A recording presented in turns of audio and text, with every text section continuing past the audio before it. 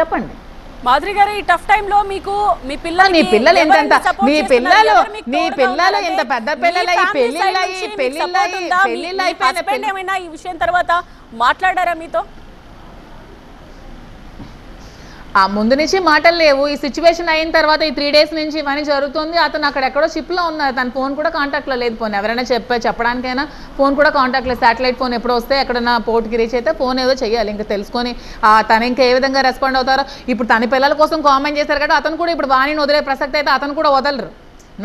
నన్ను వదిలేస్తే పిల్లల్ని వదిలేదు కదా, అతను పిల్లల బాధ్యత తీసుకుంటున్నారు. నన్ను వదిలేస్తారు కానీ పిల్లల్ని చూసుకుంటున్నారు. పిల్లల సంరక్షణలో అతను ఉన్నారు. పిల్లల్ని కేర్ చేస్తున్నారు. అతను పిల్లల్ని నన్ను వదిలేసినా పిల్లల్ని చూసుకుంటున్నారు. పిల్లలకి జోలికి వస్తే అతను ఇప్పుడు ఊరుకోరు. అతనికి ఏవైతే ఫారెన్ రైట్స్ ఉంటాయో అతను కూడా యూజ్ చేస్తారు.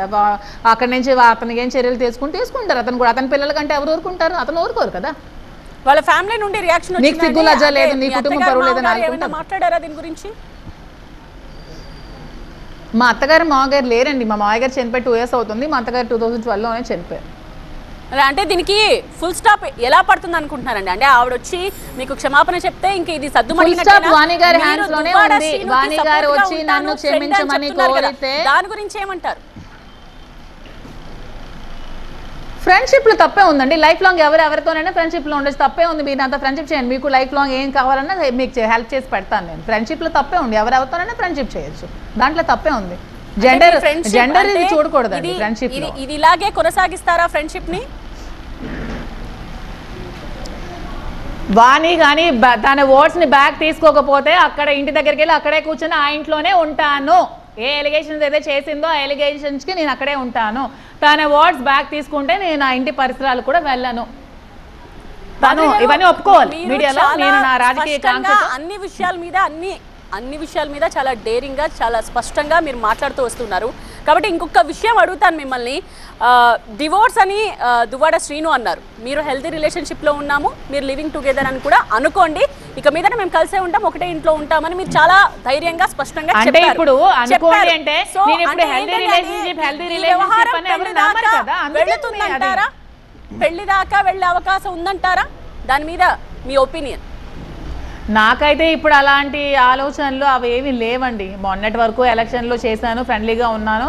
అక్కడ నేను ఇన్వెస్ట్ చేశాను కాబట్టి ఆ రైట్తో నేను అక్కడ కన్స్ట్రక్షన్ చేసుకున్నాను, అక్కడ ఉంటున్నాను. ఇంతవరకే, అంతకు మించి నాకు ఇంతవరకు ఆలోచన లేదు. తర్వాత ఫర్దర్గా ఫ్యూచర్లో ఈవిడ ఇదే కంటిన్యూ చేసి ఈ ఎలిగేషన్స్ నిజమని ప్రూవ్ చేస్తే మేబీ ఏమైనా జరగదు. ఎలిగేషన్స్ నిజమని ప్రూవ్ చేస్తేనా?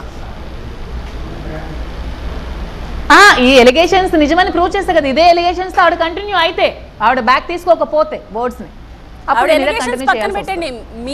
మీకు పెళ్లి మీద అభిప్రాయం కానీ దువ్వాడ శ్రీను పెళ్లి చేసుకునే విషయం మీద మీ అభిప్రాయం ఏంటి అని చెప్తున్నాను. ఎందుకంటే ఆయన డివోర్స్ అన్న మాట యూజ్ చేశారు కదా. డివోర్స్ ఇస్తాను అని అంటున్నారు. డివోర్స్ ఇచ్చిన తర్వాత మీ దగ్గరకే ఆయన పెళ్లి ప్రపోజల్తో వచ్చారంటే మీరేం చెప్తారు?